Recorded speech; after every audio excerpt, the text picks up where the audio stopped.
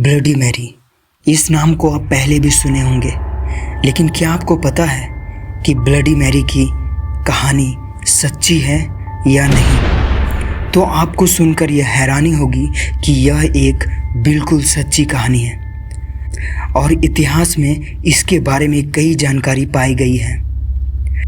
Bloody Mary और कोई नहीं बल्कि इंग्लैंड की रानी मैरी टूडोर थी। एक समय पहले मेरी नाम की एक लड़की हुआ करती थी और उसके मौत के बाद उसका नाम ब्लडी मैरी रख दिया गया और इसके पीछे एक बहुत बड़ा कारण था। ब्लडी मैरी के बारे में हम जो कुछ भी सुनते हैं वे सारे सच हैं और कई लोगों ने ब्लडी मैरी की इस घटना को अनुभव किया है। ब्लडी मैरी एक आत्मा है जिसे आप रात के 2:33 से लेकर 3:33 इस समय में आप ब्लडी मैरी को अनुभव कर सकते हैं। कहा जाता है कि एक मोमबत्ती लेकर एक बड़े शीशे के सामने खड़े होकर ब्लडी मैरी का नाम 3 बार लेने से आपको ब्लडी मैरी की आत्मा उस शीशे में दिखेगी। बहुत से लोगों ने इस चीज़ को अनुभव किया है। इंग्लैंड के एक व्यक्ति ने रात के 2:40 को अपने घर के शीशे के सामने खड़े होकर ब्लडी मैरी का नाम 3 बार लिया। कुछ समय बाद उसने शीशे में एक लड़की को देखा जिसकी आंखों से खून निकल रहा था। कुछ सेकंड तक उस लड़की का चेहरा शांत रहा और कुछ देर बाद वह लड़की शीशे से बाहर निकलकर उस आदमी की आंखों को नोच ली, लेकिन फिर भी वह आदमी जिंदा बच गया। और कुछ ऐसे भी लोग थे जिन्होंने अपनी जान खो दी थी। ऐसा कहा जाता है कि अगर कोई ब्लडी मैरी का नाम 3 बार पुकारने के बाद अगर कहा कि आई स्टोल योर बेबी, तो उसे और भी ज़्यादा गुस्सा आने लगेगा। इसका मतलब है कि मैंने तुम्हारे बच्चे को चुराया है। 1509 से लेकर 1547 तक हेनरी इंग्लैंड के राजा थे और उनके 2 बेटियां थीं, एलिजाबेथ और मैरी।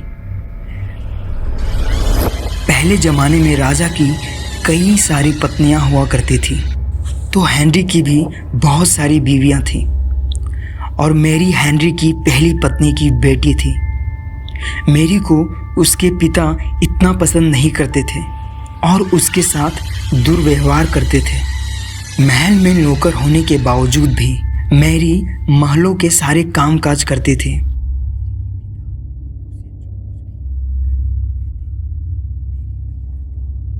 कभी भी उसकी बातों को झुकलाती नहीं थी। 1547 में राजा हेनरी की मौत हो गई और उसके पिता के मरने के बाद प्रजाओं के अनुसार मैरी को इंग्लैंड की रानी बना दिया गया। रानी बनने के बाद मैरी अब जो कुछ चाहे वो कर सकती थी, लेकिन उस समय कुछ हालातों की वजह से इंग्लैंड में धर्म को लेकर लड़ाइयाँ चल रही थी। लेकिन मैरी यह चाहती थी कि पूरे इंग्लैंड में एक ही धर्म हो, लेकिन उसकी इस बात को कई लोगों ने नकार दिया था। जो लोग मैरी के इस बात को नकार रहे थे, मैरी ने उनको मौत की सज़ा दे दी और कई लोगों को जिंदा जला दी थी। इसी वजह से मैरी को लोगों ने नापसंद करना शुरू कर दिया और उसे एक शत्रु के रूप में देखने लगे।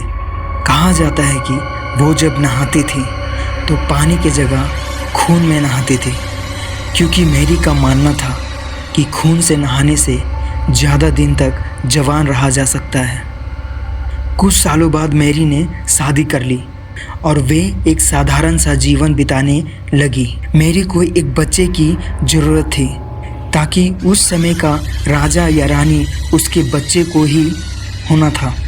कुछ महीने बाद मैरी गर्भवती हुई और इससे पूरे इंग्लैंड के लोगों को खुशी थी कि मैरी का बच्चा जन्म लेने वाला है। लेकिन उस समय बहुत ही अजीब चीज़ हुई। कोई भी बच्चा मैरी के गर्भ से जन्म नहीं लिया था। इस घटना से सभी बहुत आश्चर्य हुए थे और कुछ महीने बाद मैरी का पेट पहले जैसा सामान्य हो गया। उस समय वहाँ के एक ओझा ने उन्हें बताया था कि रानी के गर्भ में कोई बच्चा नहीं बल्कि भूत निवास कर रहा है। कुछ दिनों बाद उस भूत ने फिर से मैरी के पेट में निवास करना शुरू कर दिया।